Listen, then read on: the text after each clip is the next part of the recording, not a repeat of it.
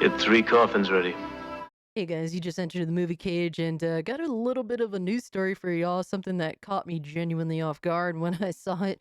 But apparently the first of the Man with No Name trilogy, Sergio Leone and Clint Eastwood, the first film being A Fistful of Dollars is getting a remake. I That caught me off guard. I had to do a double take and read that again.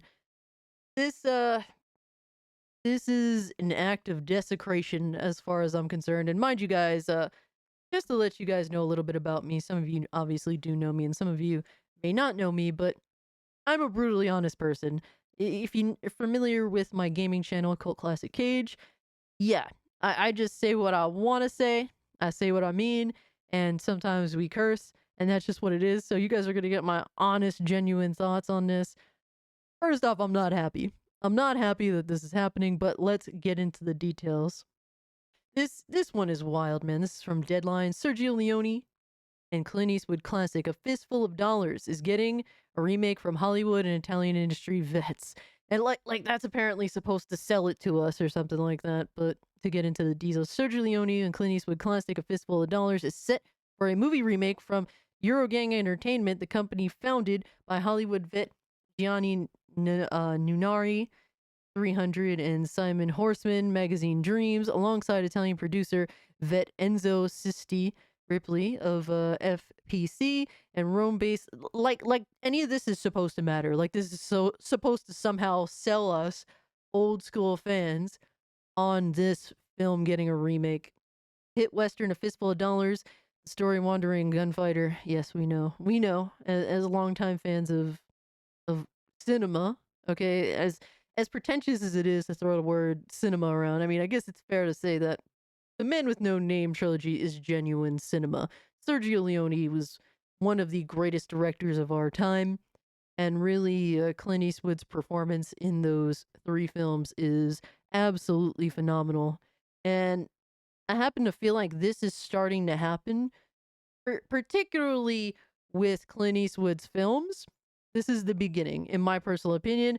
I really think that, sad to say, and I do not wish this on one of my favorite actors of all time, but I feel as though Hollywood thinks that Clint Eastwood is on the cusp of croaking, and it's sad. Like it hurts to say that, but Clint Eastwood's an older guy. He's in his 90s. If you've seen him recently, I mean, he hasn't really been out there too much lately. And then when we happen to have seen him recently, he's, this little tiny old man now, and it's sad to see one of my favorite actors of all time up there in age, but I mean, hey, better that he's still with us than some other great actors who happen to not have lived nearly as long as Clint Eastwood. But I think that Clint Eastwood is done in terms of directing, in terms of acting. I really don't see him doing anything else at this point. And really, at this point, I think he should step away. I mean, he's given us so much with his one life that it is astounding that he is not only an amazing, one of the greatest actors of all time, but also one of the greatest directors of our time. So I think it's time for him to definitely step away, live out the rest of your life, sipping, sipping his favorite drinks on the beach, man. That's what I want to hear from my all-time favorite actor and one of my favorite directors. But I really feel as though Hollywood is leeching in on Clint Eastwood's legacy at this point, because I feel as though they are nefarious enough to feel like, hey man, he's in his later years, he's about to kick the bucket in their eyes, and it's time to perverse the great pieces, the great body of work that Clint Eastwood was kind enough to give us. And to go back to the article itself, the film released in the mid 60s, helping launch the spaghetti western genre in Clint Eastwood's career. The others, including that of composer, yeah, its huge success spawned two more films in an iconic trilogy, also comprised of For a Few Dollars More, The Good, the Bad, the Ugly. Oh my God, all starring Clint Eastwood. Imagine if, and they're starting out with the first of the trilogy. Imagine if they actually bring themselves to think that they can remake all of them, including The Good, the Bad, the Ugly, which is, I think everyone feels as though that's the best one. If you prefer, the other two, That's nothing bad on that at all, but I feel as though The Good, the Bad, the Ugly is obviously the standout of the three more than anything else. And the original has been identified as an unofficial remake of the Japanese classic Yojimbo, and it's still early in the process, so production details are under wraps for now. This would most likely be English language, but that hasn't been confirmed by the team, and a writer, start date, and cast have yet to be revealed.